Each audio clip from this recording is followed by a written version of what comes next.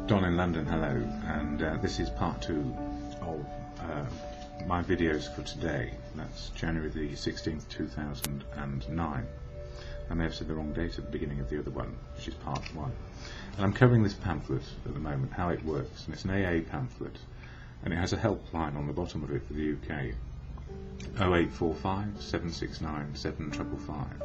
Now, I don't speak for AA ever. I speak for myself and now how AA helps me with my recovery from addiction to either substance or behaviour. And my substance, obviously, alcohol. My behaviour, trying to be perfect and never perfect. And in the first part of the videos for today, I was covering the programme of how it works, this 12-step programme of AA, which is on this little leaflet. Often available in meetings of AA, or you can get a pack sent to you via that telephone number probably, but I'm not so sure about that. I don't quite know where my pack came from, but it taught me one thing. I was an alcoholic, practicing alcoholic, not functioning very well in emotional, spiritual or physical sobriety. I might have been functioning as a robot, able to do various tasks, but in terms of being a complete human being, I was very, very less than in those days and years at the end.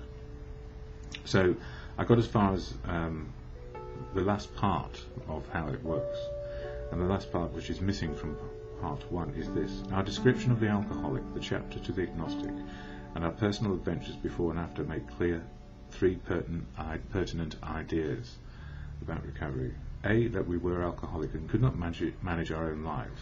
And anybody who's got a place of powerlessness over alcohol when life is unmanageable understands that, and also denies it often because we want to be whole again. Secondly, that probably no human power could have relieved our alcoholism. Well, no human one power could I couldn't do it on my own, is simply what it means to me. But for some, the third point is that God could and would if he were sought. And it really does depend on your understanding of the word God. And don't forget, it's your understanding, not mine.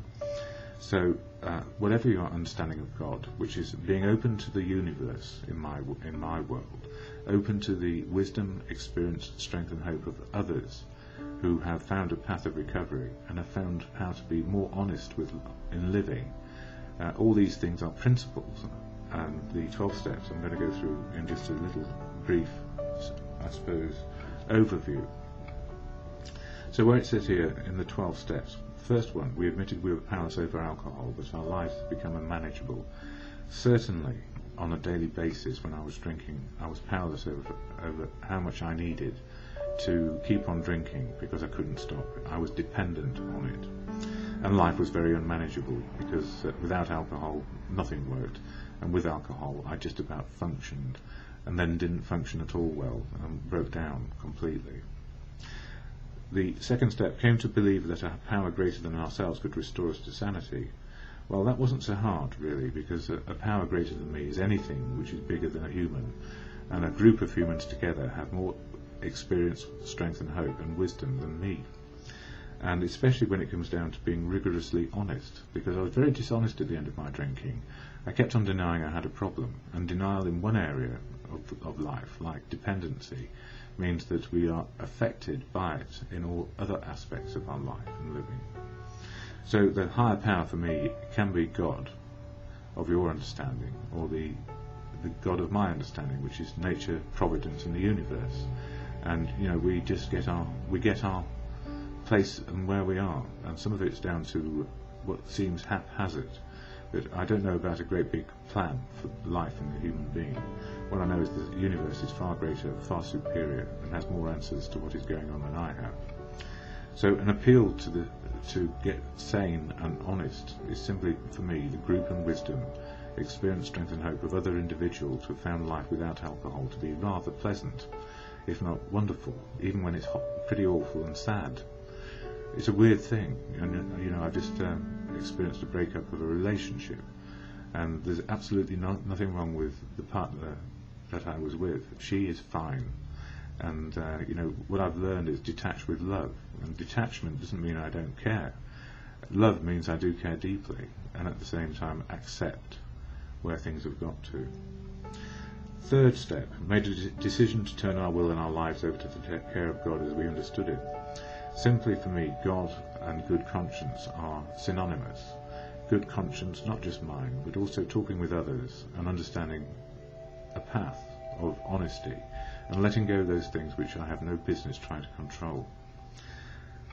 The first 3 steps really are saying very, very simply that we are powerless over most things except our choices, and if we have no denial in us and no frustrations or, I suppose, filters going on, we can actually see the truth of now. Step 4 made a searching and fearless moral inventory of ourselves.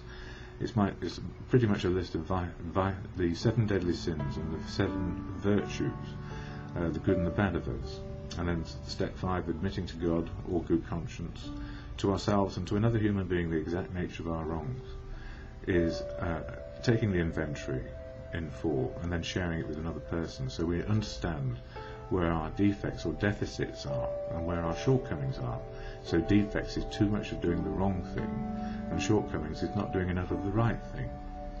And that's what comes out in step 6. We're entirely ready to have God or the universe and good conscience remove all these defects of character.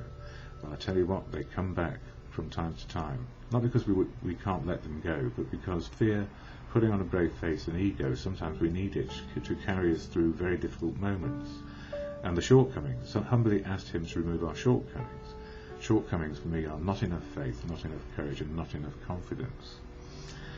So between those things, it's the extremes of behaviour which are probably not helpful in the long term. Short term, we may have to deploy them to avoid catastrophes.